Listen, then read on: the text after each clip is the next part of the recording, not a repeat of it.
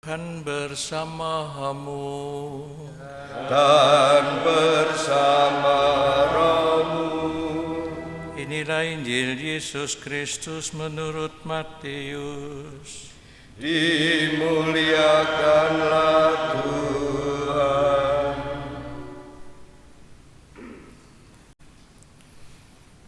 Yesus bersabda kepada murid-muridnya, "Berjaga-jagalah, sebab kalian tidak tahu pada hari mana Tuhanmu datang.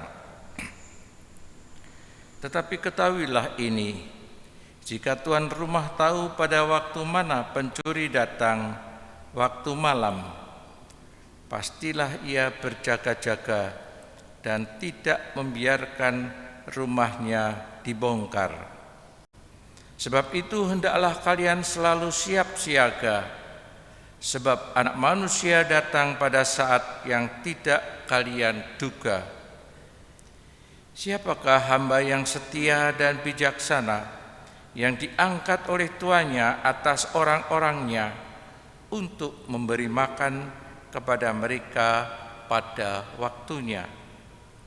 Berbahagialah hamba yang didapati tuannya sedang melakukan tugasnya itu ketika tuannya datang. Aku berkata kepadamu, sungguh Tuhan itu akan mengangkat dia menjadi pengawas segala miliknya.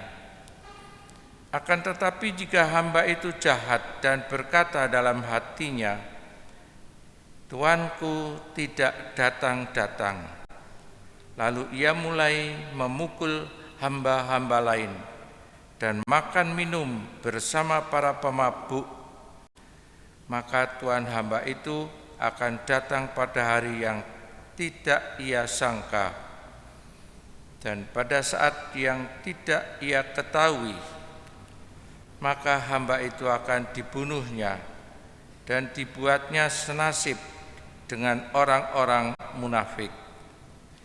Di sanalah akan terdapat ratapan dan kertak gigi." Demikianlah sabda Tuhan. Terpujilah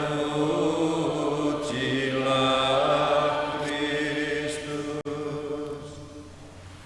Ibu bapak dan saudara-saudari semua yang terkasih, ada ungkapan dalam bahasa Jawa, eling lan waspodo.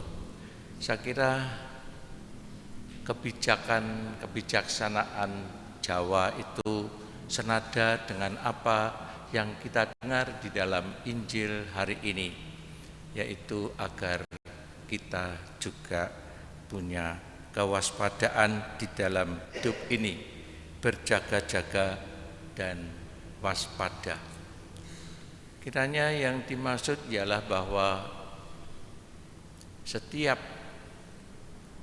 hidup kita, setiap waktu kita menghadapi kehidupan bersama, supaya kita tetap ingat, tetap waspada, supaya tidak dikatakan di sini tidak sadar akan sadar yang dikatakan mabuk-mabukan, orang mabuk tidak menyadari dirinya. Karena itu dalam menghidupi iman kita bersama di antara di tengah-tengah kehidupan ini, supaya kita tetap waspada. Artinya sadar keadaan lingkungan kita, sadar akan kehidupan bersama di lingkungan kita.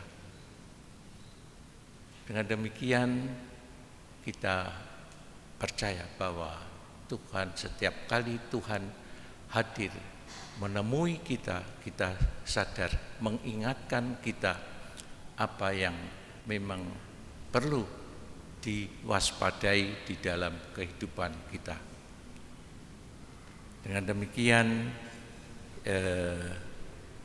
hidup kita sebagai orang beriman tetap sadar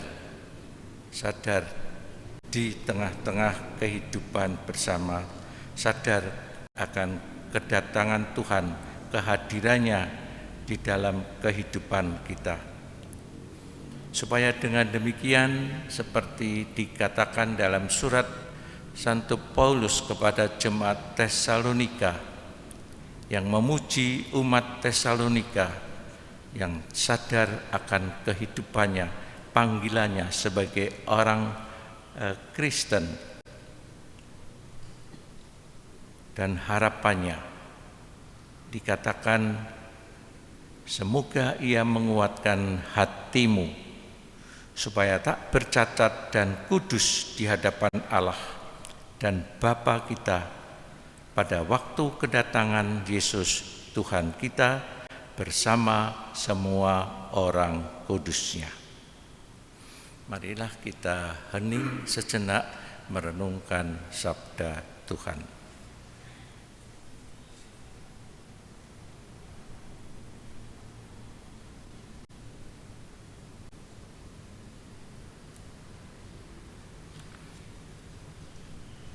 Kemuliaan kepada Bapa dan Putra dan Roh Kudus. seperti pada